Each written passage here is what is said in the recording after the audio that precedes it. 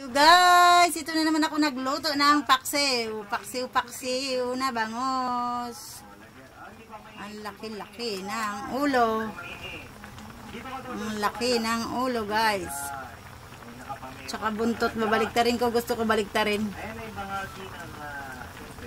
Gusto ko pati sa baliktaran talaga ang pagkaluto. Yung talong ay hilaw pa.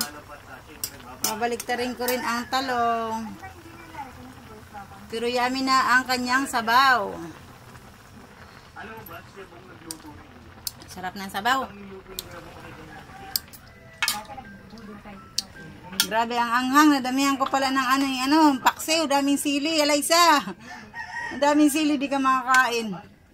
Ito ay binababad ko na, minamarinate ko na ang aking